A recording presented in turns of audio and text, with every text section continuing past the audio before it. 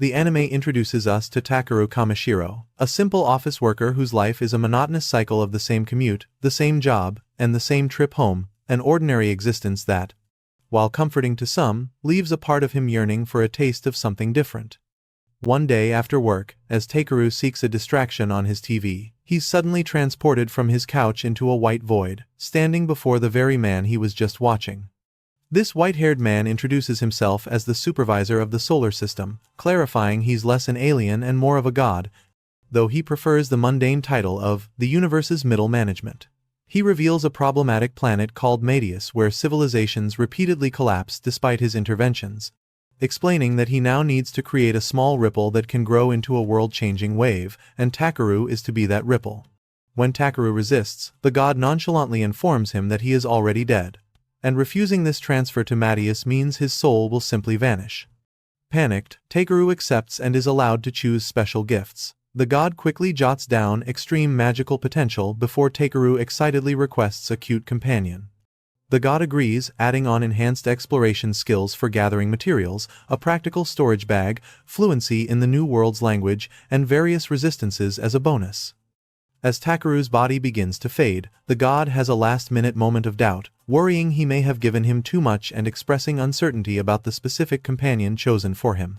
Takeru's alarm at this cryptic warning is met only with a smile as he disappears, awakening in a forest on Medius in a new body, armed with only the promised bag and a stick he found on the ground. Completely lost, Takeru decides to search for civilization, but soon discovers his abilities by experimenting with words. Saying, "Scan," reveals the names of materials around him. And his first find is a B-rank moonlit herb, thrilling him with its potential value. He quickly learns to gather anything that glows, collecting akane mushrooms, elemental mushrooms, and prara leaves, but his most valuable find is what initially appears to be a stone, which his scan identifies as C-rank hammer, pangolin droppings. Disgusted, but practical, he notes its high rank and also figures out that his exploration magic marks tradable materials with special icons for easy tracking. With a decent haul, he heads to a nearby town where a guard named Marlowe, surprised by both Takeru's height and his rare profession as a material collector, directs him to the general store. Takeru immediately draws stares from the villagers due to his unusual height, and inside the shop, he presents the C-rank droppings to the shopkeeper, who is surprisingly ecstatic. The shopkeeper immediately recognizes the item, praising its exceptional shape and quality while handling it with his bare hands and offering 5 silver coins. After learning a silver coin is worth 1,000 rei and an inn costs 500 a night, Takeru realizes the droppings alone are worth 10 nights' stay and accepts the deal, only to watch in horror as the overjoyed man rubs the item on his face. Giving a vague story about being a traveling collector, Takeru sells the rest of his materials, prompting the shopkeeper to offer him a job to collect mithril ore from the eastern mountain. Takeru agrees, receiving a map and a staggering total of 360,000 rei for everything, a sum that leaves him floored by his first day's earnings, though the shopkeeper warns him that the mountain is crawling with monsters. Though slightly unsettled by the monster warning, Takeru shelves his worries and checks into an inn, only to face a new crisis: the severe lack of proper bathing facilities. A staff member offers him a bowl of hot water for a sponge bath, explaining that actual baths are a luxury reserved for nobles. This devastating news brings Takeru to his knees until the girl mentions that mages can use magic to clean people, an idea that sparks immediate hope. Dismissing the girl with a generous tip, he experiments and successfully casts a clean spell, magically washing his entire body in seconds. While incredibly convenient, the bath enthusiast in him finds it deeply unsatisfying. The next day, while gathering materials, his tracking ability leads him to a deceased adventurer's body instead of a resource. He discovers a family amulet containing a heartfelt letter from the man's sister and, unable to just leave him, Takeru gives him a proper burial. That evening, he sets up a magical protective barrier and cooks a hearty meat and wild herb soup, thoroughly enjoying his creation. Continuing his journey, he arrives at the Forest of White Trees, also known as the Forest of Ancient Dragons, a notoriously dangerous, monster-infested area. Curiously, his scan detects no mithril ore, nor does he encounter any living creatures, not even monsters, which bizarrely leads him to panic that his own body odor might be repelling everything. Deciding a clear path is a good thing regardless, he makes a run for it, only to abruptly fall off a cliff, frantically trying to shout a magic word for flight before he hits the ground. Thinking fast, Takeru shouts, "Fly," and manages to land safely at the bottom of the cliff, where his scanning ability immediately detects numerous ore readings. As he begins gathering, a tremor shakes the ground, signaling he should hurry. He uses a flame spell to blast through rock and finally uncovers mithril, an A-rank material, but the small piece feels insufficient. Another tremor urges him onward, and he follows a glowing blue light deeper into the cave, discovering a massive underground lake. A scan reveals it to be SS-rank magical water from an ancient dragon's lair, his most valuable discovery yet. Distracted by this, he barely registers a deep growl and a booming voice asking who dares to awaken it. Too focused on the thought of collecting some of this incredible water. As he dismisses the voice again and reaches for the lake, a colossal creature erupts from the surface, roaring in fury. The creature, a dragon, demands to be heard, surprised that Takeru can withstand its immense pressure. Realizing his mistake, Takeru performs a deep formal bow of apology, a gesture perfected by years of office life, which amuses the dragon. After introducing himself, Takeru learns from the dragon, who calls himself Voldius, that it was Takeru's overwhelming magical power that awoke him from his slumber, a power Voldius claims rivals his own. It's only then that Takeru realizes he's face to face with the legendary ancient dragon. Voldius quickly gets to the point. He needs Takeru's pure magical energy to help hatch his son's egg, which has been stalled by stagnant, corrupted mana in the cave. As payment, Voldius instantly creates a massive chunk of magical mithril ore. Intrigued by the mercenary offer, Takeru agrees, and the dragon presents him with the unhatched egg. Impressed by the massive egg, Takeru is unsure how to proceed until Voldius instructs him to simply pour his magic into it. Assuming it needs warmth, Takeru uses his heat magic, but is suddenly and violently absorbed into the egg itself. He finds himself in a void before a different god, this one with black hair who scolds him for being reckless and creating massive ripples in a world he's been carefully managing for eons. Annoyed, the god declares he's reducing Takeru's ridiculous blessing before sending him back, cryptically stating a little trouble will do him good. Takeru awakens to the squeaking of the newly hatched dragon, who immediately pounces on him, smelling strongly of fish. Voldius instructs him to give the hatchling an alias, so Takeru names him Vi, short for the color violet. With Voldius's blessing, Vi joins Takeru's party, and the ancient dragon entrusts his powerful son to him before sinking back into the magical lake. After a quick cleaning spell to get rid of Vi's fishy smell, the pair find a spot to camp for the night. Takeru gives Vi some of the SS-rank magical water, learning that Voldius magically linked his item box to the underground lake, granting him an unlimited supply essential for raising a dragon hatchling. That night, Takeru effortlessly creates magic stones, which he read are quite valuable to form a protective barrier and start a cooking fire, then prepares a hearty soup with seasoned meat and vegetables for their dinner. As soon as the food is ready, Takeru notices Vi drooling and offers him a bowl, which the eager dragonet promptly scalds his tongue on, forcing a bemused Takeru to blow on it for him. Happy they can share meals, Takeru asks if Vi is lonely without his father, and the small dragon responds by cuddling close, making it clear he's content. Takeru is charmed, but a look at Vi's stats reveals the cute creature is a B-rank monster with an astounding affinity for nearly every element, the blessing of the ancient dragon, and the potential for infinite evolution. Reeling from the power of his new companion, Takeru resolves to be a responsible guardian, if only to avoid Voldius's wrath. He sighs, reflecting that while he wished for a cute partner, he was definitely expecting a girl, not a reptile, and is sure the gods set this up on purpose.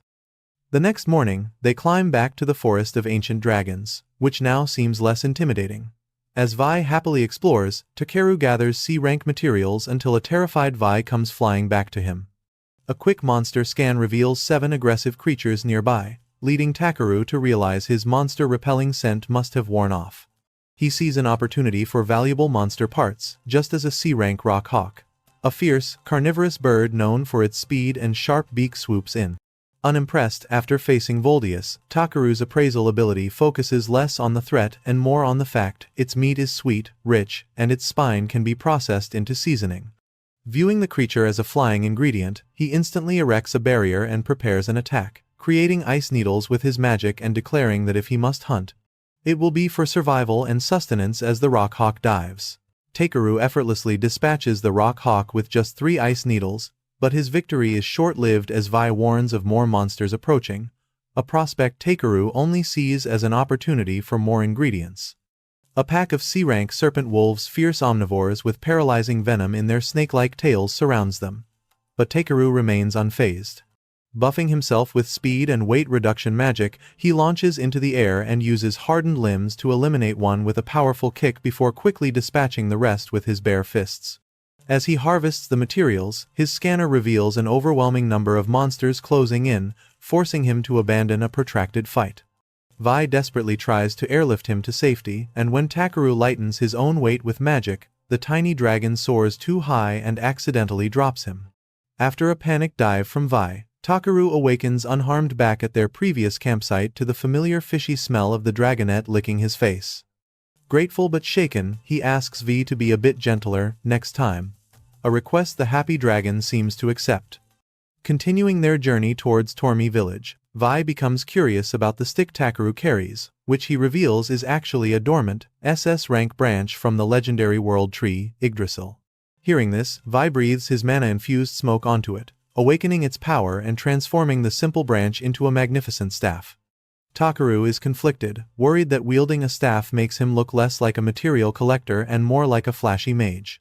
His contemplation is cut short by a deep growl from the woods, and while Takeru prepares for another fight, the ever-curious Vi flies recklessly toward the source of the sound. Panicked, Takeru chases after Vi and finds him circling a tree, where a weak elven girl is slumped against its base. He assumes she was attacked by a monster, but the deep growl he heard before echoes again, and he's stunned to realize it's coming from her stomach. She weakly explains she hasn't eaten in 3 days, so Takeru quickly offers her his water and a packed lunch from the innkeeper.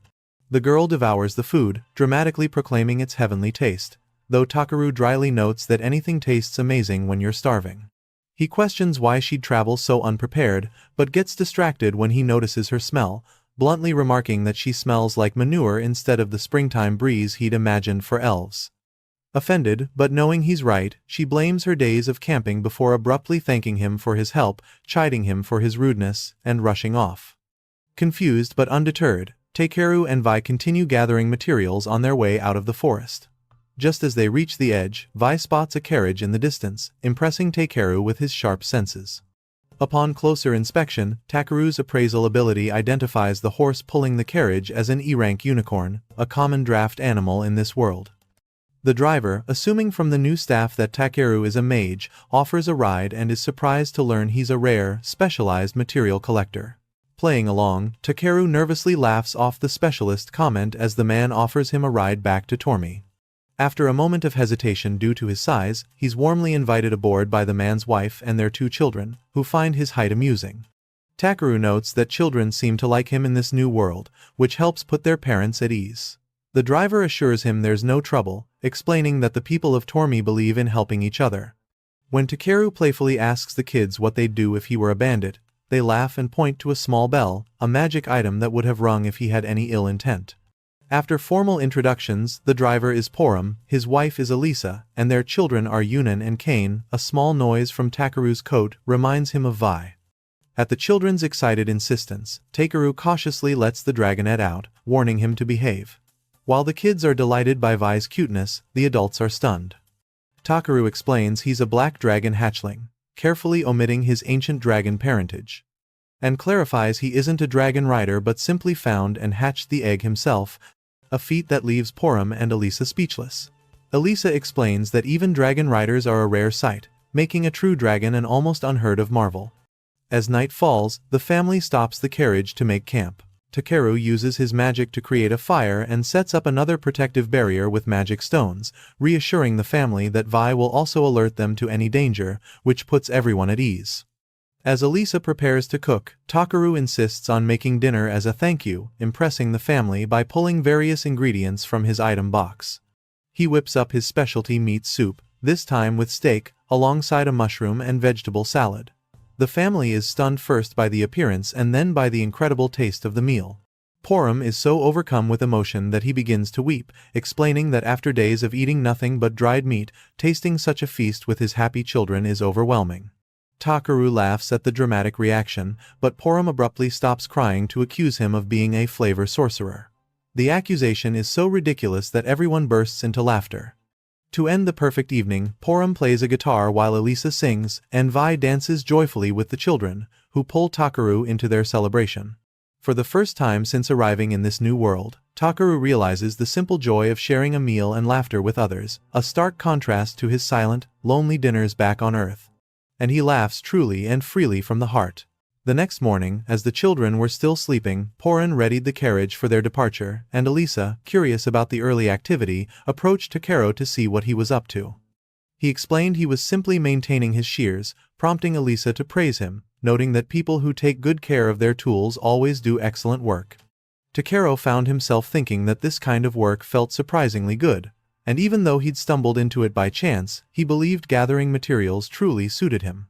Finally, after breakfast, Porin's family set out, but this time, Takeru chose to sit in the driver's seat with him.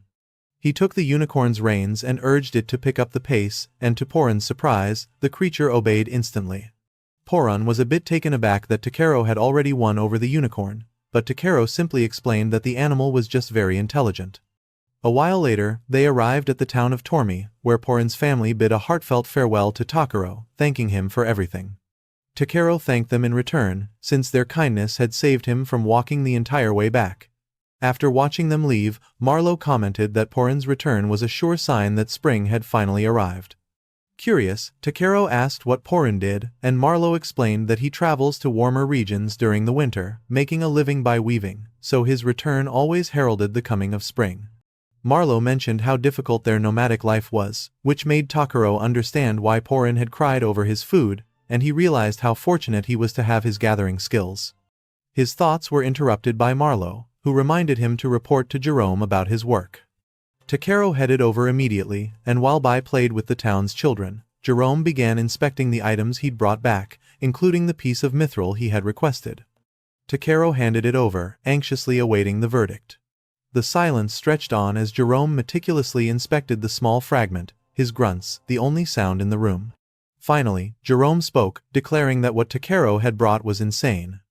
His instincts told him it was true magic mithril ore. Although Takeru already knew, Jerome was visibly shaken, demanding to know where he had found such a legendary material.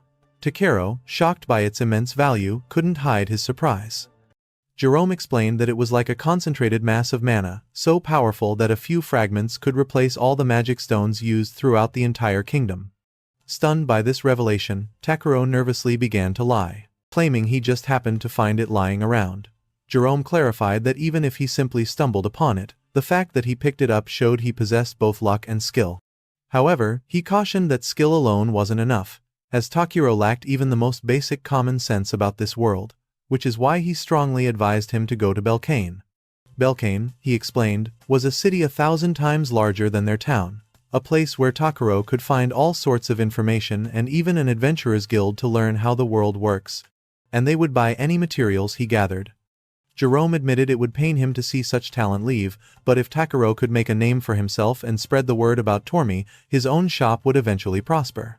Takeru just smiled nervously, knowing deep down he had no plans to become famous, but the idea of the grand city intrigued him. That night at the inn, he decided to research the terms Jerome had mentioned, learning that a guild was simply an association managing adventurer requests across the land. The book detailed how adventurers were categorized into combat, support, and various other roles. Closing the book, Takeru reflected on his situation. Being in another world, he desperately wanted to travel and see things he never could before. Becoming an adventurer seemed like the perfect way to earn money while exploring, so he set his sights on joining the guild in Belkane. However, there were still things he wanted to do in Tormi, so he decided to take his time. Bai seemed to agree with his plan, and over the next few days, Takeru spent quality time with the townspeople, learning new things and joining in their celebrations. Finally, the time came for him to leave. A woman handed him various supplies for his journey, including a bag of broth powder made from rock hawk bones, and asked if he needed any other seasonings. Takeru assured her he had plenty, thanks to her generosity. Suddenly, her expression turned sad as she confessed she would feel lonely without him. Takeru admitted he would miss her too. She mentioned the villagers wished he would stay longer, but he explained there was too much out there he wanted to see to stay, even if he wanted to. Understanding, she promised not to hold him back and decided to pack him a lunch, knowing it would take him about a month to reach Belkane. Takero smiled, thanking her for the gesture, but she kept piling bags into his arms until he was grateful for his item box. Back at the inn, he pondered what to do with the magic mithril ore since Jerome couldn't buy it. Perhaps he could find a use for it himself. Bai also tried to think of something but quickly gave up and went to sleep. And Takero couldn't blame him, as he was drawing a blank too. Still, he felt indebted to the town and wanted to create something that could help them. Just then, a memory from the town's celebration sparked an idea. Using a lamp and the piece of magic mithril ore, he concentrated, picturing the finished object in his mind, and in mere seconds, he successfully crafted a special kind of lamp. The next day, the entire town gathered to see him off, and Porin couldn't help but cry. Before leaving, Takero told Marlowe that he had created a magic tool that projects a barrier around the town. This way, anything with malice or harmful intent would be unable to enter. Marlowe was stunned to hear how powerful it was and asked if Takero was truly certain they could accept such a gift. Takero explained it was his way of thanking them and a wish for their safety until he returned. Marlowe sincerely thanked him, assuring him he would always be welcome back. Takero replied that he would definitely return, as the town of Tormi was now his home. Everyone was touched by his words, but Jerome suddenly grabbed the lamp to inspect it closely. Just as he noticed the valuable piece of mithril embedded within, Takero made a run for it, calling out for them to take care. The townspeople waved goodbye as Jerome, left with no choice but to accept the gift, simply urged him to be careful out there. And so, Takero and Bai set off on their journey, wondering what kind of place Belkane would be. After walking for a while, he remarked on how peaceful the surroundings were, but at that very moment, they stumbled upon a giant crab blocking their path. Without hesitation, Takero used his appraisal skill and identified it as a C-rank Monblack crab, an omnivorous, edible burrowing type. That last detail was all that mattered to Takero, who excitedly told Bai that crab meat was incredibly delicious and that they were having a feast tonight. With that, he instantly used reduction and harden on his body, preparing for a fight. Before he could make a move, however, Bai darted forward and unleashed a sonic attack, defeating the crab without even touching it. Takero was surprised Bai had such an ability, but his relief was short-lived as several more Monblack crabs surrounded them in seconds. Unintimidated, Takero reasoned they were just crabs, meaning they could only move sideways, a weakness he could exploit. Just as he finished his thought, the crabs suddenly began charging forward, catching him completely off guard. Before they could crush him, Bai swiftly lifted him to safety, causing the crabs to crash into each other. Takero thanked Bai for the save but noticed one Monblack crab was still standing and decided to face it himself, declaring he would enjoy eating it. The crab lunged at him, but Takero unleashed his ultimate technique, striking it down with his staff. With all the Monblack crabs defeated, he wasted no time preparing their meal that night. First, he used harden on his hand to protect it and skillfully cut off all the legs. Once finished, he placed a large pot over the fire, tossed in the legs with plenty of water and salt, and let them boil. After a while, the crab was ready. Takero pulled out a leg, cracked the shell, and began to eat. Both he and Bai were mesmerized by the taste, making Takero more excited than ever to continue his journey, eager to explore new places and try more incredible food. Together, they savored the meal, and after a long journey, they finally arrived at the merchant city of Belkane. At first glance, Takero was completely and utterly awestruck, praising the fortress wall's beautiful architecture. He uses his appraisal skill, which confirms he's in the merchant city of Belkane in the kingdom of Alcerio, home to the largest adventurers' guild on the continent. Takero notices a long line for inspection before entering the city and decides to magically disguise his item bag to look ordinary. When his turn comes, he asks Bai to stay quiet and hidden for a moment, and the little dragon tucks himself inside Takero's coat. As the guards inspect his bag, one comments that it's rare to see a material gatherer and asks if he's there to sell his finds. Takero clarifies he's come because he's interested in the Adventurers Guild. The inspector isn't surprised, explaining that Belkane is the city of commerce and adventure. After all, he tells Takero that people like him are welcome but that he still needs to do his job and will cast a spell called Aberrus. Seeing Takero's confusion, the inspector explains it's a magic that checks newcomers for suspicious traits. The man approaches Takero with a magical object resembling a magnifying glass, but finds nothing out of the ordinary. The woman inspecting his gear also confirms his belongings are fine, much to Takero's relief. Still, he wonders what his status looks like to others, so he uses his scan skill to peek at what the inspector sees. His appraisal only reveals the man's name is Raiden, a gate inspector for Belkane's security division. This isn't what Takeru wanted, so he probes deeper until his skill finally shows him how others perceive him.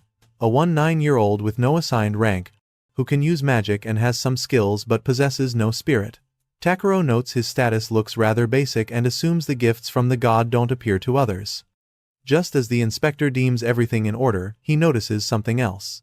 Takeru thinks he's free to go, but Raiden asks about the dragon's blessing his magical item detected.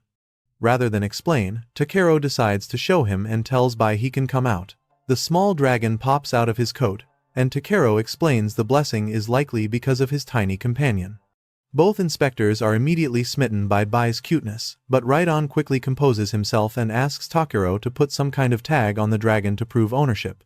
Unsure what to use, Takeru rummages through his bag and finds the charm the village children gave him. He ties it to Bai's tail, and Raiden says that will suffice. He mentions he'll notify the mayor that a dragon has entered the city and that it won't cause trouble. The woman returns his bag, pointing him toward the Adventurers Guild at the end of the main street, the largest building in sight. Takeru thanks them for the information, and Raiden finally welcomes him to Belkane. As Takeru and Bai step into the city, they are immediately struck by its vibrant energy.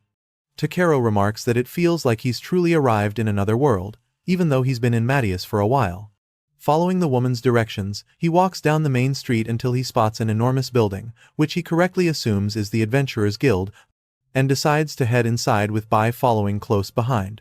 The moment they step through the door, a girl with rabbit ears approaches them, welcomes them to the Europa Adventurers Guild. She introduces herself as the receptionist, Ariana, and says that new adventurer registrations are always welcome. Takeru follows her to her desk where she asks him to fill out a form with his name and current occupation. As he fills it out, he doesn't even realize he can read and write the language despite never having done so before. Somehow, his thoughts are just transferring onto the paper, a convenient, if mysterious, ability. Once he's finished, Ariana gets excited, seeing he's a material gatherer and asks if he has any combat experience. Takeru mentions he has a little, having fought a giant bird, a lopo serpent, and a really delicious crab. Surprised, Ariana asks if he has any proof of that last one, just for confirmation. Takeru hesitates, explaining it's rather large and he's not sure if it's okay to bring it out. A bit nervous, the receptionist urges him to do so. Takeru then pulls a whole Mont Blanc crab from his item box, one of the many he and Bai defeated earlier. Ariana immediately panics as the giant crab completely crushes her desk. Only then does Takeru realize his mistake, but before he can apologize, the poor receptionist scrambles away in terror. The cloud of dust obscures the chaos, prompting the other adventurers to ask what's going on. As the dust settles, Takeru awkwardly explains it's just a Mont Blanc crab, though that's obvious to everyone. After the little incident, he nervously asks if the crab will suffice as proof of his experience. Still stunned, Ariana tells him it's more than enough. However, one of the adventurers points out that he has an item box. Takeru confirms it but unconvincingly explains it was just a gift. Suddenly, the adventurer's eyes begin to glow as he uses some kind of skill on Takeru, observing him intently. After a few seconds, the man confirms Takeru isn't lying and tells Ariana everything is fine, as he's telling the truth and is blue. Feeling a bit confused, Takeru asks what he means by blue. The adventurer replies that he used Aberus, apologizing for using it without warning, and explains that his version of the skill reads a person's nature. Blue means he's clean, with no ill intentions, so he knows Takeru isn't a bad person. Since he wasn't lying, Takeru figures it's fair. Setting that aside, the man suggests moving on to the appraisal and payment. But Ariana reminds him that Takeru is still in the middle of his registration. This confuses the man, who thought Takeru was there to sell the crab shell. Hearing this, Takeru corrects him, saying he actually just wants to eat it. Everyone in the guild is left speechless, asking if he's really going to eat that thing. Takeru can only smile awkwardly, not understanding the fuss, since in his opinion, Mont Blanc crab meat is incredibly delicious. The adventurer decides to drop the subject and continue with the registration, asking if he has any party members. Takeru points to Bai, which surprises everyone once again. Having a dragon as a partner instantly boosts his reputation, and just like that, Takeru starts to draw a lot of attention. Noticing this, he begins to feel uneasy. Ariana decides to finalize his registration, explaining that according to guild rules, everyone starts at F rank, the lowest. She tells him she'll be supporting him, and Takeru thanks her as he accepts the bracelet she hands him, noting that now he and Bai both have a new accessory for their journey. Takeru located the deceased adventurer's family to return his belongings and deliver the unfortunate news of his passing. He informed them that he found the man dead in the forest near Tormi village, but assured them the adventurer likely did not suffer. The family wept upon hearing the news, though the adventurer's mother noted that he had always been reckless and prone to causing trouble.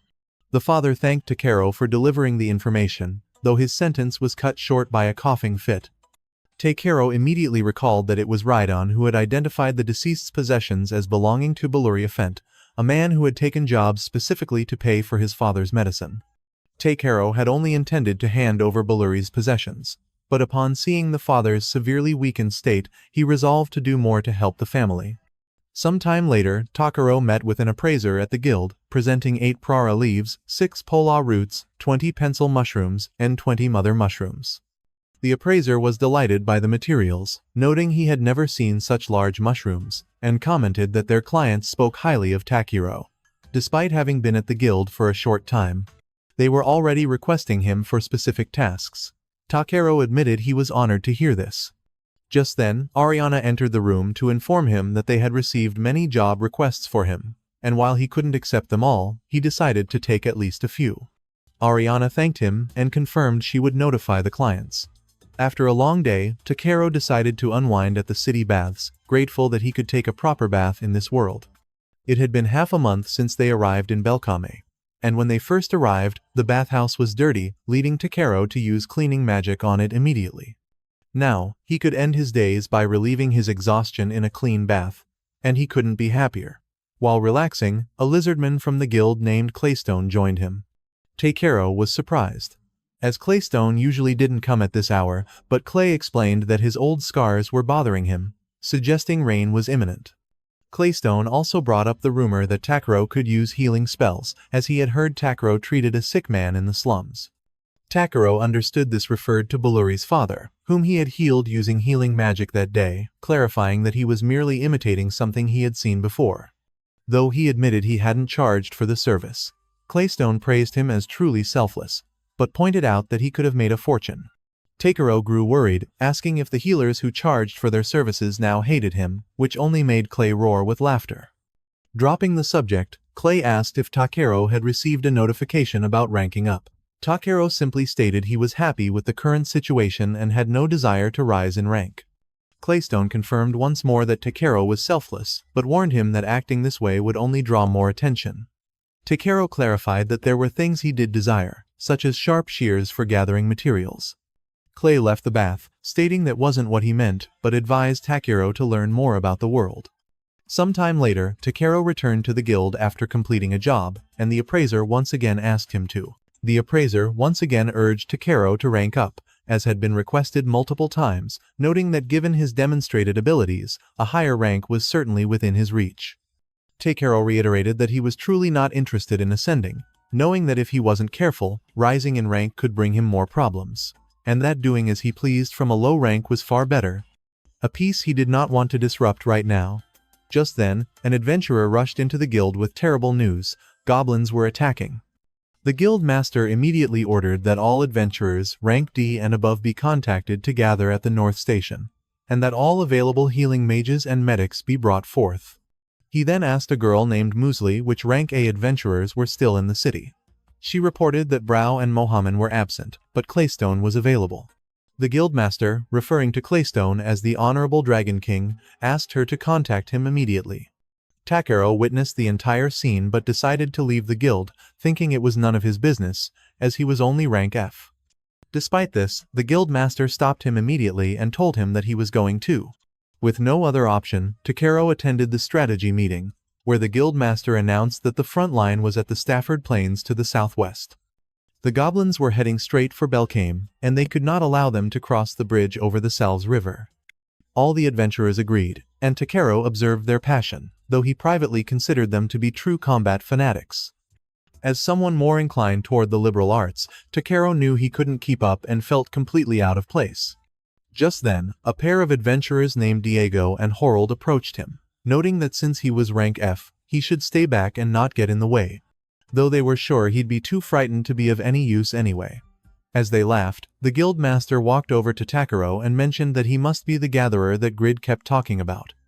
Takaro nervously introduced himself, and the guild master told him that everyone had good things to say about him and that it was rare for Grid to praise someone without reservations.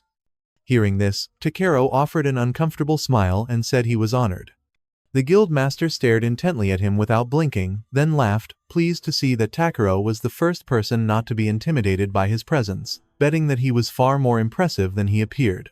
Diego and Harold disagreed, finding Takaro to be a weakling, while Takaro inwardly wished he hadn't been praised so much, as he didn't want to draw negative attention. The guildmaster simply departed, saying Takaro could protect himself despite being rank F, and that he only needed to fight for what he wished to protect. Diego and Harold left with the boss, leaving Muesli with Takaro. She mentioned that she couldn't believe the boss was sending rank F adventurers out there and apologized. But at the same time, she was excited that they were there now. Muesli was confused but excited to participate in the action. She introduced herself and explained that she could use a bit of healing magic, so they had to work hard to meet the guildmaster's expectations in this battle. Despite her initial enthusiasm, as they headed to the mission base, Muesli was visibly terrified, clinging to Takaro as if her life depended on it, trying to deny her fear despite her tears. Takaro knew he had to calm her down quickly or she would be a liability. He reminded her that they were in the rear guard, where they couldn't even see the enemy, and yet she was terrified. If she could use her healing magic, she should focus on treating the wounded, because nobody said she had to fight. Takaro reassured her that it was okay to be afraid, and Muesli, for once, stopped crying and listened. He told her that combatants get hurt on the battlefield, so it was natural to be scared, and she shouldn't be ashamed for feeling it. Those who fight do so because they are afraid, and they just need to do what they can to survive, and she possessed the power to achieve that. Muesli quickly wiped away her tears, changing her attitude and regaining her excitement, resolving to do her best. Once back at the base, Claystone approached Takaro after overhearing his speech. Takaro admitted the passionate words were unlike him, but Clay clarified that he just thought Takaro could speak with passion sometimes. Putting that aside, Takaro mentioned that he thought Claystone would be on the front lines, but Clay explained that his old scars were acting up and his body wasn't responding. Takaro assumed he meant the deep scars on his back that he saw in the baths and asked if that was why. This was clearly a sensitive topic for Clay, who fell silent for a moment. Once composed, Clay asked Takaro if he didn't think such scars were a mark of shame for a warrior, since anyone would assume he got them running away from an enemy. Takaro countered that Clay got those scars defending someone, and though he was severely injured, he was still alive, meaning he could still protect someone else. Clay was surprised, but admitted that was one way to look at it.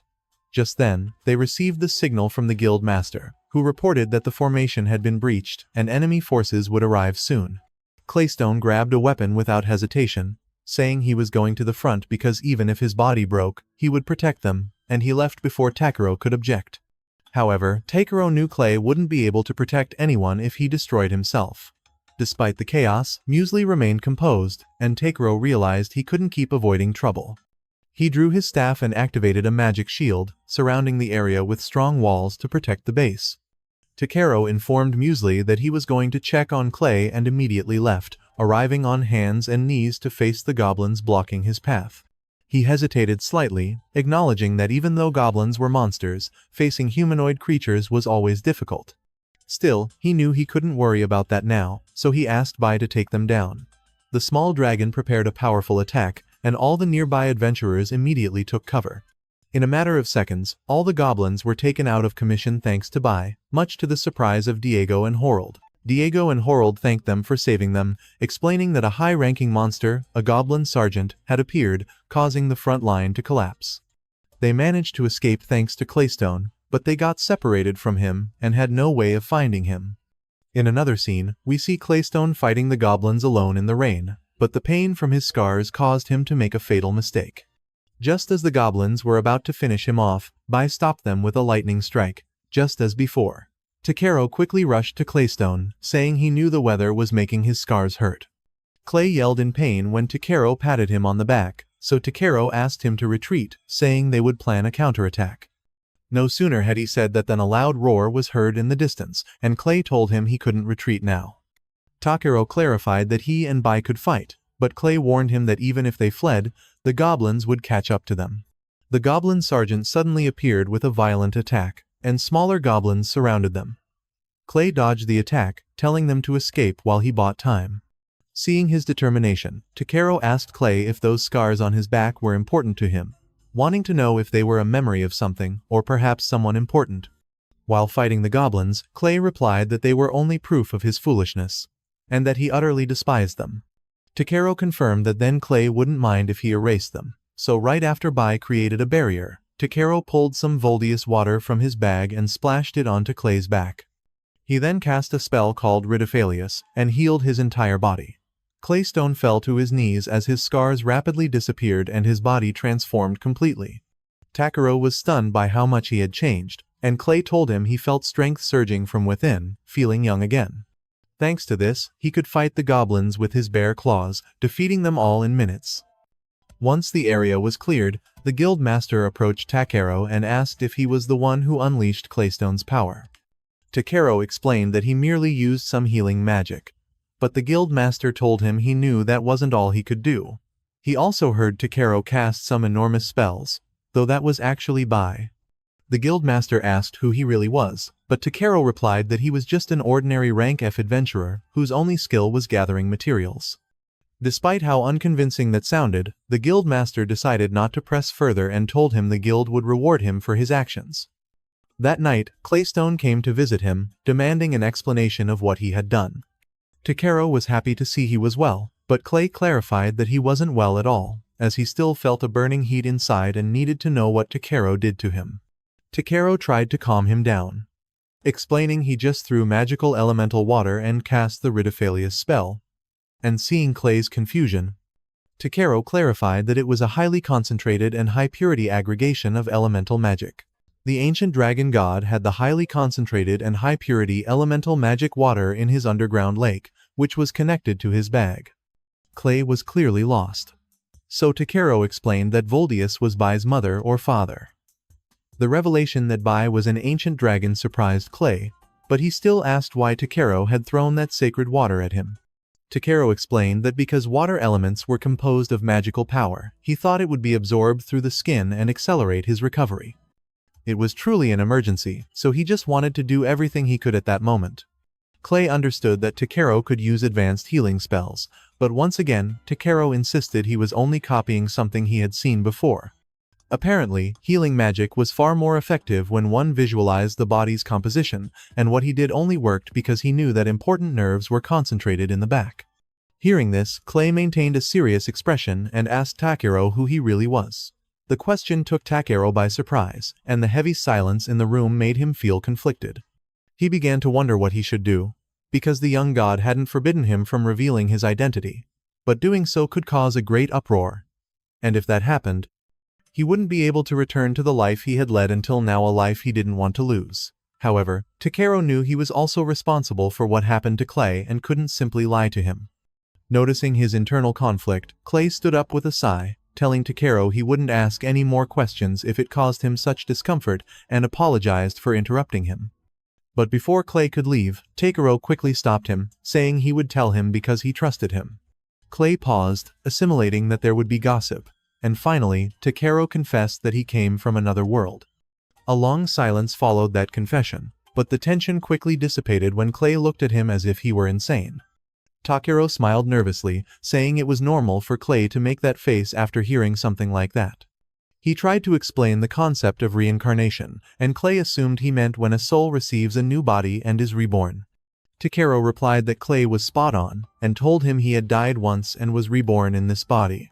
It took Clay a few minutes to process that information. Takero saw that Claystone was struggling to process the information, so Takero had him sit down and explained everything that had happened in detail. Clay decided to be honest, telling him the story sounded absurd and difficult to believe, but it was true that Takero had healed his old scars and transformed him into a dragon newt. A dragon newt is the ancestral species of the lizard dragons, and Clay admitted he felt proud to have taken on this noble blood form, though he was still a little scared, confessing he feared losing control and destroying everything. Takero tried to reassure him, saying he was sure Clay would eventually get used to it. Despite Takero's attempt to calm him, Clay grew furious again and told Takero to be more responsible. Takero countered that he couldn't go back to the way he was, and that Clay simply had to be careful not to get too excited. Clay clarified that it wasn't that simple and told Takero he had wanted to tell him for a long time that he does everything too casually, so he was going to seize the opportunity to give him a good reprimand. Takero was not at all thrilled to hear that but knew he couldn't escape, so he just had to endure it. Some time later, Takero and Bai decided to visit the city's artisan district, and after walking for a while, Takero stopped in front of a weapons shop, telling Bai that he wanted to buy something there. Just then, a woman with cat ears, clearly the shopkeeper, approached them, noticed Takero's interest, and greeted him with a smile, asking if anything had caught his eye. Takero decides to ask her if by any chance she sells shears for gathering materials, as his are clearly worn out and dull, but the woman informs him they don't have any, though she recognizes him as the material gatherer everyone has been talking about lately. When Takero confirms this, she introduces herself as Rib and says that in that case, she might be able to help him. She explains that her master, Grusis, is a top-tier blacksmith and will surely be able to assist, although he'll first need to acquire something the old man has been looking for. Takero agrees to hear the details, so Rib lets him into the workshop, where he is clearly impressed by their work. She mentions she is one of the people who fell in love with the forge's fire and assures him that one day she'll steal the old man's technique to forge a sword worthy of a hero. Takero hopes her dream comes true and follows her to Master Grusis's office, who immediately asks what Takero is doing there. Rib informs him he's the famous gatherer, prompting a skeptical Grusis to remark it's quite a reputation for a newcomer. Takero clarifies he's just been lucky. Rib then tells her boss that perhaps Takero could retrieve some Hydra ore from the perilous Ryujai mine for the sword they're presenting at the artisan exhibition. Grusis instantly refuses, stating he would never send a gatherer to such a dangerous place. Despite Rib's insistence, Grusis raises his voice, saying the answer is still no. Stubbornly, she reminds him of the deadline and provocatively pulls his beard, challenging him to use second-rate materials and see if he can still call himself a master. Enraged, Grusis tells her she has a lot of nerve and warns that the mine isn't just filled with monsters, there are rumors of demons down there. Rib admits she'd heard that as well and that it was rumored to be the reason the Hydra ore supply had dwindled. Grusis scolds her for not mentioning this to Takero, stating that a blacksmith who doesn't value life has no right to wield a hammer. While he appreciates her initiative, he won't send a young man to his death out of desperation. Moved by her master's integrity, Rib apologizes to Takero and asks him to forget the request. However, Takero simply offers them some cookies and says he understands the situation, then proposes a deal. If he successfully gathers the Hydra ore, Grusis must forge him a unique pair of shears as a reward. Grusis asks if he didn't hear the warnings, but Takero assures them he can handle whatever is in the mine. To prove his capability, he shows them a part from a beast that even B-rank adventurers would struggle to defeat. This is enough to convince them, and soon Takero is on a cart heading towards his destination beyond Buira village, which is managed by boss Raoul, when he is suddenly told someone wants to eat crab, but Takero informs them that unfortunately they don't have any left. Some passengers comment on the strange recent occurrences, like all the poisonous herbs in the Robri Pass withering overnight and disturbances in the forest of white trees.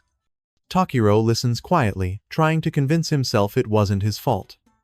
After a while, he reaches a town with a horse merchant and thinks it would be nice to travel by horse someday. Just as he's about to leave, Takero hears a woman arguing with the seller and realizes it's the elf he met before. She's complaining that she ordered a pure white steed that could gallop through the skies, but he's showing her a giant white bird, not a horse. The man reminds her this is a horse dealership, and around here, any creature that can carry cargo is called a horse, whether it's a giant eagle or a giant bird. The elf, clearly unaware of this local custom, apologizes, admitting she might have worded her request poorly. The seller forgives her, saying he should have confirmed the details. Knowing she's looking for a white Pegasus, he suggests she might have better luck in Boss Raoul, the Dwarven Kingdom. The elf leaves happily with this new information, and Takero realizes they're heading to the same place. He tells his companions they can take their time and gather some materials along the way. First, he collects a norate mushroom, a poisonous-looking fungus with white spots on a green cap, which, despite its appearance, is a highly nutritious ingredient that boosts stamina. He also finds a maso mushroom, a red-capped fungus with white spots that promotes rapid growth. Takiro realizes the forest is a treasure trove of ingredients. They also find lunar nightgrass, a yellow flower said to bloom under the crescent moon, whose nectar is a favorite of spirits and helps relieve fatigue. When crushed, it can be used as an effective healing ointment. Takiro immediately uses his shears to collect some, but just as he does, a familiar growl echoes through the forest. This time, they instantly recognize the sound and, as expected, find the elf sitting against a tree, utterly parched and starving. Finding the situation all too familiar, Takiro offers her food and water once again. Revitalized, the woman approaches to shake his hand, expressing her immense gratitude. Takiro smiles, but is immediately taken aback by her odor, causing him to recoil. On impulse, he uses his cleaning magic, and in an instant, the elf is sparkling clean. Takiro sheepishly explains that he couldn't stand by and watch the pristine image of elegant elves be tarnished. The woman smiles and formally introduces herself as Belle Veretta Brole, acknowledging that elven names can be a mouthful for humans. She tells him he has done her a great service on both occasions, but Takiro quickly dismisses it, simply telling her to be careful on her journey. However, Belle stops him before he can walk away, insisting that elves do not repay kindness with indifference, though he replies that he didn't help her with the expectation of a reward. She insists, asking him to at least let her help with his work. Vi seems to approve of the idea, happy to have her around, so Takiro agrees to let her travel with them as a companion until they reach the next town. While he's gathering norate mushrooms, Belle comes running to him excitedly with Vi, claiming she's found something amazing. She proudly presents a rock, insisting it's the droppings of a hammer anteater, but Takiro uses his appraisal skill and informs her it's just a rock. Undeterred, Belle soon returns with another find, only for Takiro to tell her that this time, it's actual droppings. She tries one last time, and Takiro has to warn her that she's now holding a poisonous mushroom. Belle is surprised, then bursts out laughing with Vi at how terrifying that is, making Takiro think her mental age must be about the same as Vi's. When the sun sets, Belle goes to gather firewood, but Takiro tells her he has magic stones. However, she explains that leaving traces of a campfire is important, as it lets other travelers know the spot is safe for camping. With that, she heads off, returning a moment later not with kindling, but with an entire log. Before Takiro can question her, she tosses the log into the air, leaps after it, and with 2 daggers, slices it into perfect pieces of firewood. Takiro is stunned, wondering if all elves are this incredible. He recognizes her blades are impressive, and uses his appraisal skill on them, shocked to discover they are A-rank weapons, the first he's ever seen. Belle's daggers are called the Silver Jambia, a treasure of the High Elves. They are imbued with the power of wind spirits, increasing their speed and sharpness, with their effectiveness scaling based on the wielder's latent magical power.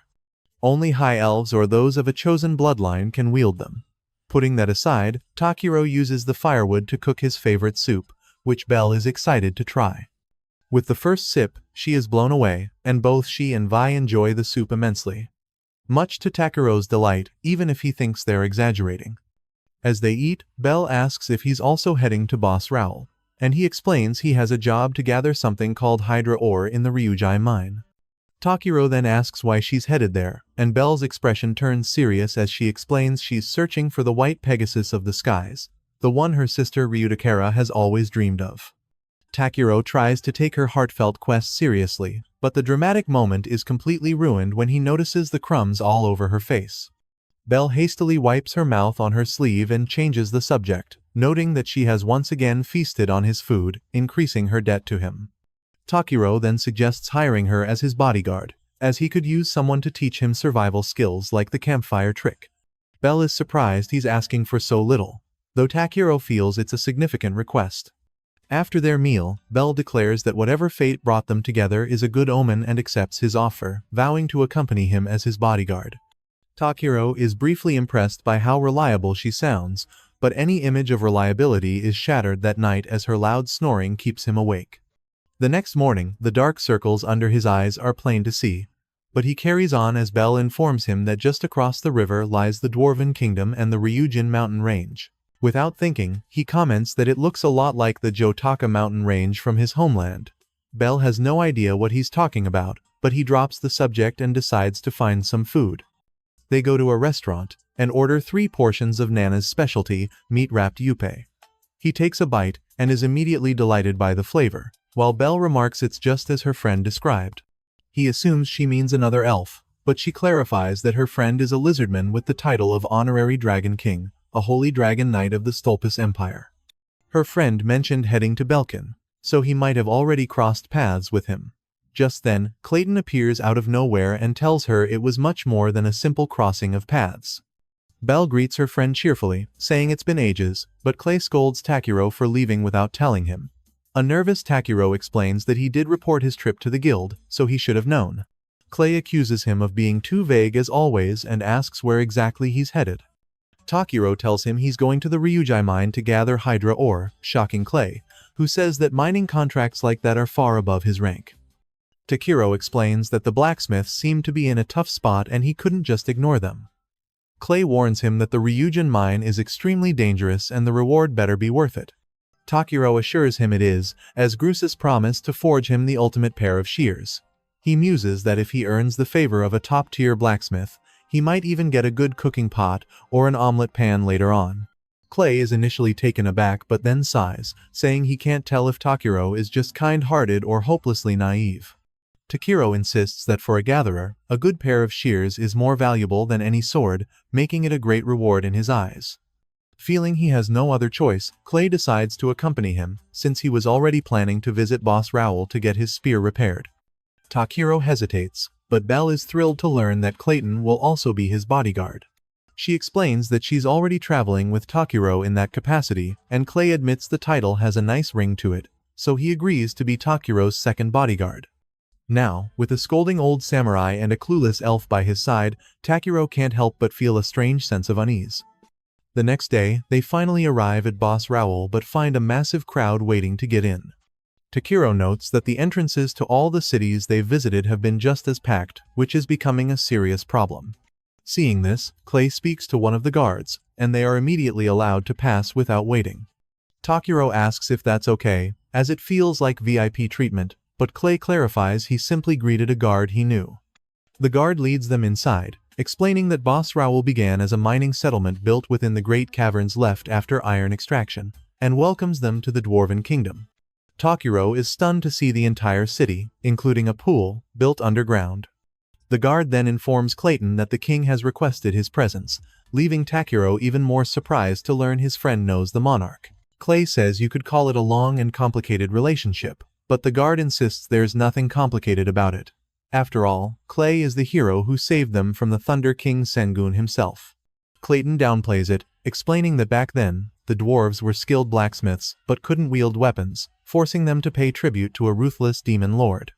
One day, the demon happened to see him passing by, took one look, and fled in terror, and that was that. Takiro is still impressed, and the guard adds that to commemorate the day, they built a statue in his honor. The others are awestruck by the grand statue, but Clayton is utterly embarrassed. Takiro tries to console him by saying it doesn't even look like him, but Clay retorts that's precisely the problem. His name is on it, meaning people will think that's what he actually looks like. The moment he sees King Zargadin, the one who commissioned it, he complains about how ugly the statue is. Takiro then decides to speak with the king and presents a letter from Grusus Pendersus, the representative of the Blacksmiths Guild in Belkane's merchant district. The letter requests permission for Takiro to enter the Ryujai mine to gather materials. Zargadin seems to know Grusus well and explains that several months ago, following a great earthquake, the mine became a den of demons. Takiro affirms he still wishes to go. And Clayton informs the king that Takiro is under his protection, adding that Belle is also a formidable warrior, so there's no need to worry. Hearing this, the king entrusts them with a mission: to uncover the truth behind the demonic activities in the Ryujai mine. Clayton accepts without hesitation, though Takiro is clueless about what truth they're supposed to uncover, reminding them he only needs to gather some Hydra ore. But Clay accepts the mission, ignoring him completely. Later, they meet Sambo, the head receptionist of the city's Adventurers Guild, who informs them he will be their guide through the tunnels. He opens a gate, and they proceed inside.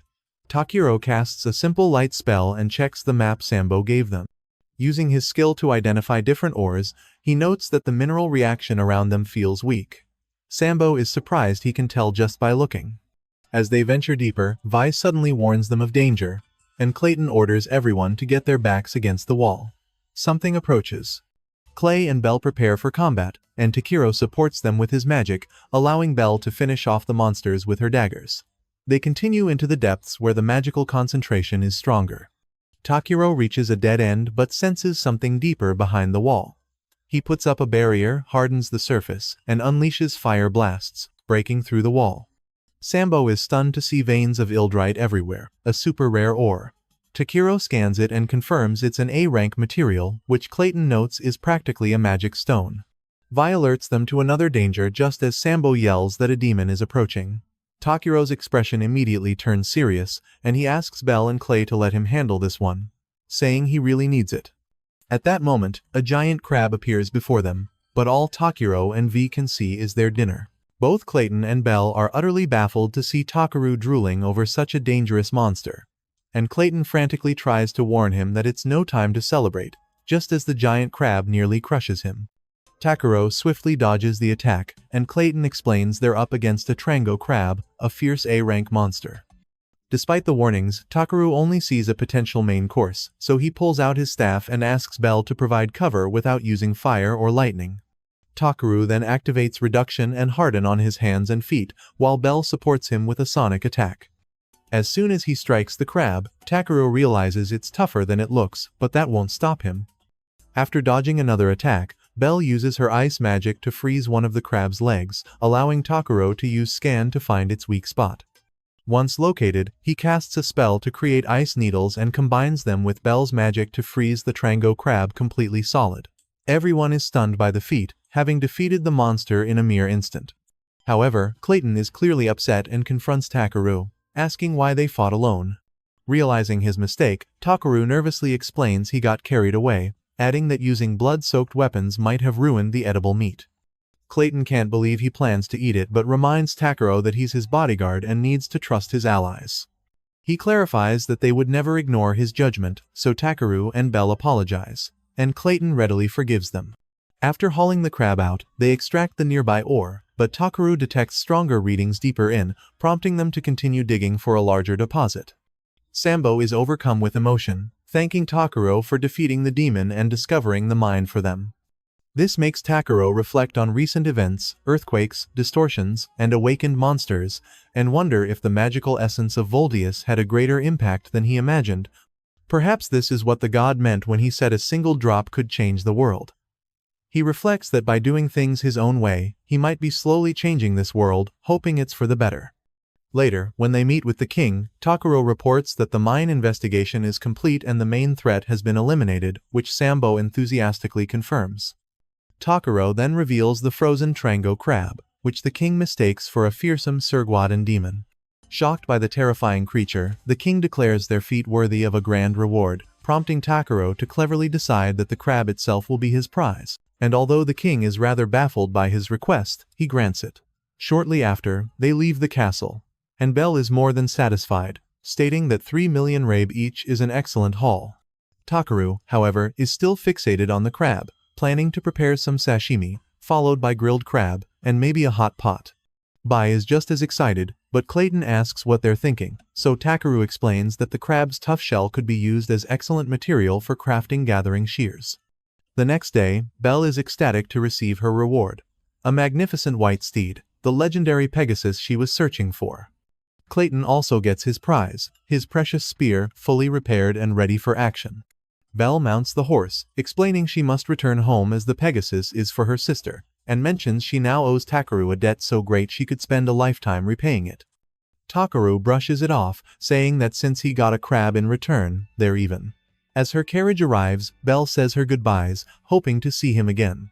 Back at the guild, Ariana is surprised to see Takeru and Clayton together and asks if they've formed a party. Takeru tries to downplay it, but Clayton interrupts, stating they've formed a temporary team of indefinite duration, which sends a thrilled Ariana rushing off to report it to Wade. Takeru gives Clayton an accusing look, but Clayton calmly explains that, since Takeru is a wanderer and more than human, having someone to watch his eccentric tendencies isn't a bad idea. Takeru finds it a bit insulting but can't argue, especially seeing how happy Bai is to have Clayton around. Though Clayton can be preachy, Takeru admits traveling together might not be so bad. Following Clayton's suggestion, they name their party the Blue-Black Brigade. With that settled, Takeru goes to meet Riel and Grossus to deliver the Hildrite ore. As the blacksmiths inspect it, they fall silent and begin to tremble, making Takeru nervous that its high purity might make it difficult to work with. But, suddenly, Grossus lets out a cry of euphoria, and both he and Riel burst into tears of joy. Riel says the ore's luster and density are perfect, and he's overjoyed Takeru found it. Instead of arguing, the two dwarves hug and cry even more, while Grossus exclaims he hasn't seen so much high-quality Hildrite in one place in 120 years. Takeru is just glad they're happy, reflecting that while his scan identified it as a perfect A-rank material, you never know if it's exactly what a client is looking for, and in the end, that matters more than market value, is delivering exactly what they need. Takeru realizes he's finally starting to feel pride in being a gatherer, and it makes him genuinely happy. Once Grossus calms down, he tells Takeru that with so much high-quality ore, there's no way they can pay him enough. But Takeru reminds them he only wants a pair of custom shears and they can sort that out later. For now, he wants them to use the stones to forge a sword so magnificent it will win first prize at the exhibition. Hearing this, Riel and Grossus immediately wipe their tears, filled with a new determination to win.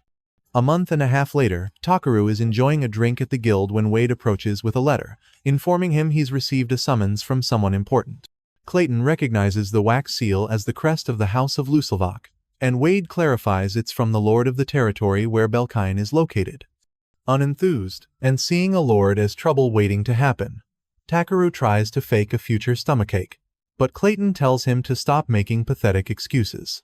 Wade assures him that Lord Belmont isn't the unpleasant type, so Takeru reads the letter, which is an invitation for both him and Clayton to visit the mansion. Since the Lord heard they formed a party, he summoned the entire Blue-Black Brigade. Takeru is still suspicious, and Clayton agrees it's likely just an excuse for the Lord to see Bai, the young dragon. This worries Takeru, who fears the Lord will try to take Bai, but Wade and Clayton reassure him that won't happen.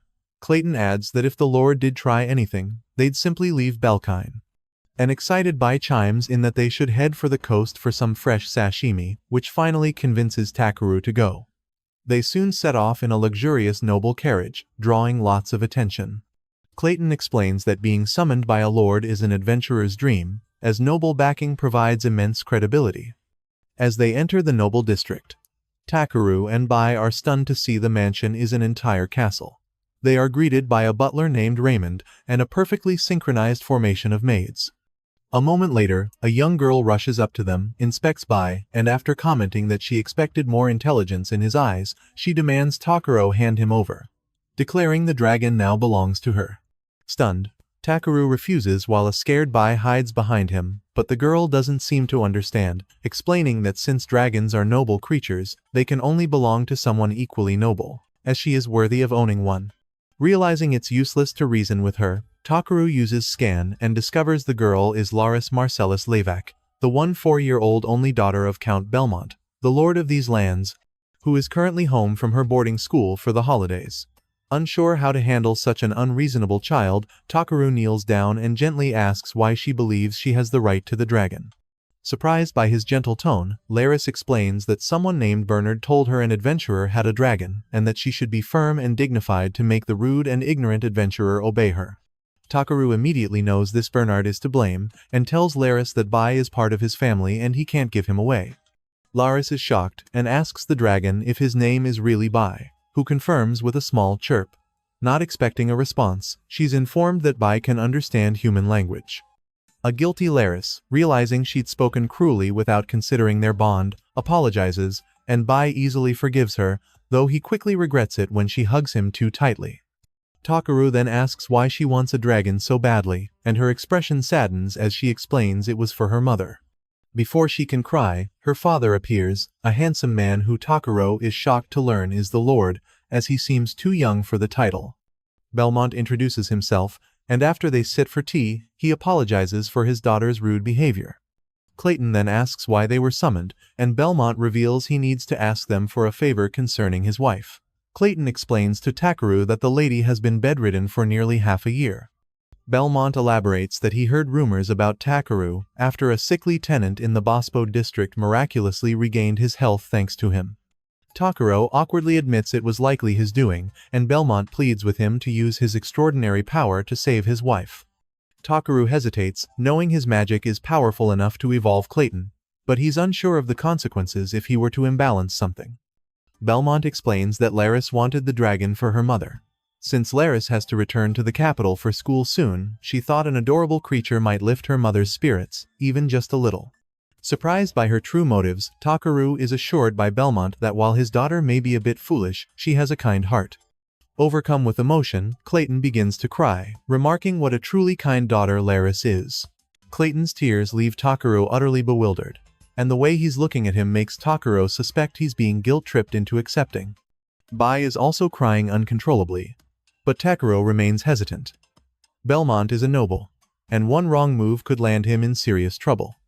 Before giving an answer, Takeru asks to see his wife. Belmont misinterprets this as acceptance, and seeing the hope on the man's face, Takeru mentally scolds himself for not being clearer but feels he has no choice but to go along. Belmont leads him through the castle to his wife's room, where Takeru instantly notices the place hasn't been aired out in days. The sheer amount of dust makes even Clayton sneeze, but Takeru ignores it to focus on the real problem, Belmont's wife. She asks what brings him here, and her husband explains he's brought the man rumored to cure illnesses with a mysterious power. Seeing her in person, Takeru is shocked by her frail and deplorable condition, unable to speak a word. Belmont urges him closer, but Takeru first asks if they can brighten the room, which isn't possible due to her sensitivity to sunlight. With that, Takeru approaches her to silently assess her condition, using scan. His skill reveals she is Mary Lateria, a 2-year-old woman suffering from complex cataracts, a gait disorder, anemia, kidney problems, Ibver poisoning, and other complications. Her body is clearly riddled with diseases. He tells Belmont he can probably treat some symptoms like light sensitivity and various pains, which makes Belmont's face light up with hope. However, Takeru is privately concerned about the Ibver poisoning, something he's never heard of. He tells Belmont that everything depends on his trust, asking if he will truly place his wife's life in the hands of an unknown adventurer. Belmont hesitates, but Mary Lateria interjects, saying she trusts her husband's decision and would be happy just to hug her daughter Laris one more time. Moved to tears but with an expression of pure determination, Belmont begs Takeru to save her. That is enough to make up Takeru's mind, and he finally agrees to do it. Clayton asks if Takeru will use the same technique as before to heal her wounds, but Takeru declines, explaining that the spell consumes an enormous amount of mana, meaning in Eulalia's current, weakened state, her body wouldn't be able to withstand it. Instead, he knows the first priority is to deal with the dark, stuffy room. He asks for Eulalia's permission to start with her eyes, since she mentioned the light was blinding. She closes her eyes and allows it, so Takeru concentrates deeply, carefully controlling the amount of mana for his healing magic. Knowing that if he channels too much too quickly, it would undoubtedly cause her pain. A few seconds later, he asks her to try opening her eyes, and the moment Eulalia does, she is overjoyed to realize she can finally see clearly. With that confirmed, Takeru immediately uses his staff to cast his cleansing magic. A powerful gust of wind sweeps through the room, flinging open the windows and clearing away all the dust in mere seconds. This also lets in the light after a long time, prompting Belminen to immediately ask his wife if she's alright. Eulalia smiles with tears in her eyes and, with great relief, says the light no longer hurts her. Belminen weeps with happiness beside her, but even as everyone celebrates, Takeru's worried expression remains as he looks at the others in the room. Takeru asks Belminen to move to another location to speak privately and Belminen agrees. Once they are finally alone, Takeru informs him that his wife has been ingesting something called the Ibel toxin, suggesting a high probability that someone has been poisoning her. Since he's unfamiliar with the biological mechanism behind the Ibel poisoning, he cannot completely cure her condition, so it would be helpful if he could obtain the antidote. After processing the information, Belminen clarifies that no such antidote exists because the Ibel poison is a forbidden toxin, lost to time, and the antidote was lost along with it. Takeru remains determined, suggesting they create one, stating that if they can get the original poison, they should be able to do it. Clayton tells him that even if they could craft it, the poison dates back to an ancient era, so they don't even know if the ingredients still exist. At that moment, Belmonen realizes he might have a clue and immediately fetches some ancient documents, explaining that his ancestors compiled records of ancient lords in them. However, many are written in an ancient language, so they haven't been able to decipher them. Takero takes one of the books and confirms that, thanks to his ability, he can read the ancient script. The real problem is figuring out which of the books mentions the Ibel poison, and he thinks how useful it would be to search for keywords like on a computer. With that in mind, Takero tries to adapt his search ability, narrowing its focus. And the new skill works instantly as one of the many books begins to glow, indicating it contains the information he seeks. Takero opens the book and reports there's a section on the Ibel flower. Belmonen asks him to read it aloud, so Takero clears his throat and suddenly begins to read in a feminine voice, reciting the travel journal of Pola Pola, an adventurer who describes herself as the cutest one of all. An awkward silence follows, prompting Clayton to ask if he's mocking them. But Takero assures him that's literally how it's written in the journal. Belmonen decides to ignore it and asks him to continue. So Takero puts on a serious expression as he resumes speaking in the girlish voice. The adventurer in the journal, Pola Pola, describes resting on an old, horse-shaped rock near a massive lake when she found the most beautiful and brilliant golden flower she had ever seen, which turned out to be a super rare flower called the Ibel. Takero's recital is suddenly cut short by Clayton, who claps a hand over his mouth to silence him and mentions that he knows a place with a horse-shaped rock next to a large lake. Belmonen quickly pulls out a map, and Clayton points to a spot near a small village called Shit, stating that the lake and rock can be found there. Belmonen identifies it as the Banon region, which is outside of Luz Labacha territory, noting that even by carriage, the journey is 5 days one way. Takero declares that they must leave immediately, so Belmonen prepares 2 horses for them. Meanwhile, one of the butlers, Bernard, watches them from a distance and releases a messenger pigeon. Before leaving, Takero places a magic stone outside the mansion, explaining it's a security measure. After all, someone might try something against Eulalia while they're away, so it's better to be prepared. Just then, Tiaris runs up to him and apologizes, saying she spoke rudely to the very person who is going to save her mother. Takero smiles and admits her words were unpleasant, but tells her that the fact she realized her mistake on her own is something to be proud of. He explains that when someone realizes they might be wrong, they become capable of listening to others, which makes their life fuller and richer. Seeing the tears in her eyes, Takero asks her to take her time from now on and think things through, one at a time. Tiaris accepts, promising to think for herself properly. Then, Takero warns her that while he's away, someone might try to tell her things, like that he's the villain or that he's deceiving her. If that happens, he wants her not to respond immediately but to first talk to her father to practice Ho Ren So, as he puts it, report, contact, and consult. With that settled, Takero and Clayton finally depart, and Takero casts speed and reduction on all of them. Clayton immediately notices his body feels lighter, but before he can react, his horse bolts forward at full speed. After some time, they finally arrive at the location Clayton had mentioned, but it's a deserted area. A confused Takero asks if there was supposed to be a village here. Clayton clarifies that the last time he passed through, it was a prosperous farming region, so he doesn't know what happened. As they search for the lake, Takero comments that it seems like it hasn't rained in a long time, speculating that the lake has dried up. Clayton assures him that a lake so large shouldn't just disappear. After a while, they finally find it, but it's not what they were expecting. Clayton remarks that the last time he was here, the place was beautiful, but now it looks completely different. Takero approaches the water to use his ability, which informs him that this is Gale's Lake, the only water source in the Banon region, said to be a spring created by a sacred beast and known for never running dry. However, the water now contains paleocyanotoxin, a poison extracted from the horns of the Garanode buffalo.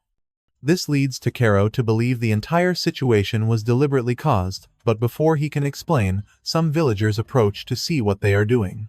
Despite their defensive postures, Takero smiles and steps forward, introducing them as adventurers who accepted a quest in Belkane to gather rare materials. The villagers are surprised they came all the way from Belkane but still demand proof that they belong to the guild. Clayton shows them his rank bracelet, and the villagers immediately lower their weapons. Suddenly, Gonza, a young boy with them, collapses. Takeru catches him, instantly noticing how incredibly light he is, and asks the others if they haven't been eating enough. Their sorrowful expressions confirm it, so he asks them to explain what happened. Carrying the boy on his back, Takeru follows the villagers to their village as they recount their story. About 10 months ago, the lake turned a cursed color, fish began to die, and the well water also spoiled, leaving them helpless. It was then that a merchant named Enganche saved them by offering to help in exchange for a brilliant golden flower that grew by the lake. The flower matched the description of the divine flower from their legends, but its location was a village secret. They agreed to give him one plant a month for 60 barrels of water, but this wasn't enough for their crops, and food has been scarce ever since. Clayton realizes this divine flower must be the eyeball flower they're looking for, and Takeru agrees. Knowing there's more to the story. He tells the villagers Enganche sounds like a terrible person, but they insist he was good to them. Takeru urges them to reconsider, pointing out how suspicious it was that Enganche appeared right when the water turned bad and immediately offered help. He reveals that his earlier analysis showed the water was deliberately contaminated and adds that anyone asking for a dangerous toxin every month is inherently suspicious. The villagers, who had no idea the flowers were poisonous, begin to cry as Takeru bluntly tells them they were deceived. Enganche tricked these people, let their children starve, and used the eyeball poison to harm someone else, an act Takeru cannot forgive. Now fully determined to destroy the man's vile scheme, he immediately has Davi use spirit magic. The small dragon flies above the clouds and unleashes a powerful roar, causing the clouds to turn dark gray in seconds and, to the villagers' amazement, it begins to rain for the first time in ages. Once Takeru deems it sufficient, he has Davi stop and then draws his staff, casting cleansing magic over all the villagers, followed by a repair spell that restores the entire village in an instant. Announcing that it's time for a grand meal, he pulls an enormous pot from his bag and prepares his favorite soup for everyone. As the villagers celebrate, one of them expresses his gratitude, but laments they have nothing to offer in return. Takeru reassures him, stating that all he asks for is permission to find and collect the eyeball flower for someone who desperately needs its antidote. The villager quickly agrees to lead them there, though he hints at a small problem. Before he can elaborate, the village children flock to Takeru, eager to play. The elder starts to scold them, but Clayton intervenes, assuring him that being entrusted with the location of their precious flower is more than enough payment. Meanwhile, Gonza leads Takeru to his secret base, a barn where they store the fruit from last autumn's harvest.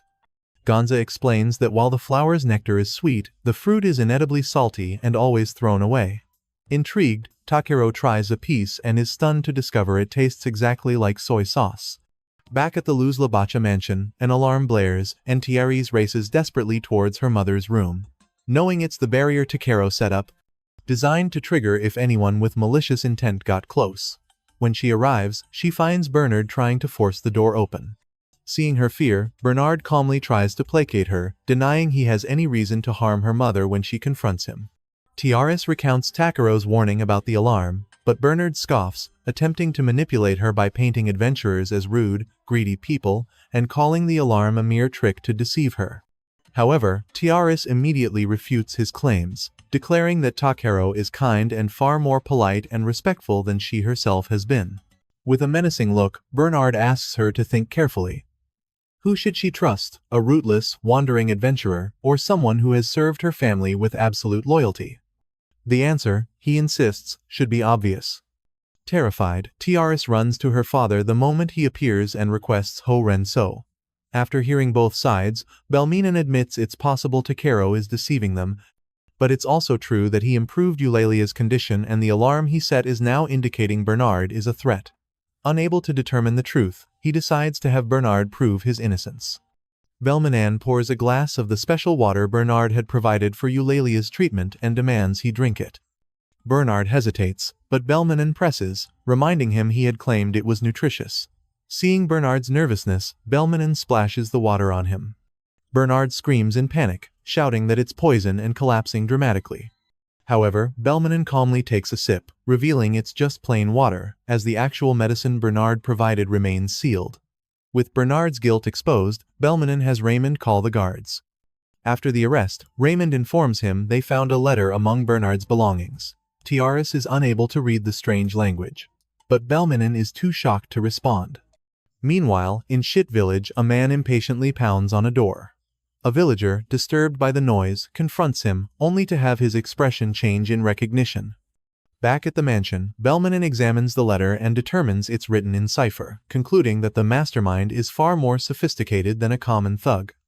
Raymond agrees, suggesting this could be tied to a much larger organization. The man in the village is revealed to be Enganche, who has come to collect this month's Ibel flowers. The villager informs him that the village chief is out guiding some adventurers. Enganche is displeased, and his mood sours further when the villager adds that they've learned the Ibel flower is poisonous and can no longer hand it over. At these words, Enganche utters a single command, and in an instant, a group of armed bandits appears, their hostile intentions clear. Enganche informs the villager there has been a change of plans, declaring they will end everything right here and now. Meanwhile, Bernard is being transported by the guards, but even though it should all be over for him, a sly smile remains on his face, making it clear he is still plotting something. Elsewhere, the village chief guides Takaro and Clayton to the place where the Ibel flower grows, and after a while, he notes the ground is becoming sandy, a sign they are getting close. A few minutes later, they find the very horse statue mentioned in the adventurer's ancient documents. It is surrounded by golden flowers shimmering with a resplendent light, and behind it stretches a vast lake, just as they had hoped. Seeing it in person is far more breathtaking than they could have imagined. Takaro finally understands why it's called the Divine Flower. The imposing statue seems celestially illuminated by the moonlight, making the flowers glow with an almost magical radiance. Awed by the sight, Takaro, Clayton, and even the village chief take a moment to admire its beauty in stunned silence. And with that, the 7th episode comes to a close. If you enjoyed it, remember to subscribe to the channel, comment flower to let us know you stayed until this part of the video, and you can also watch the other videos that appear next.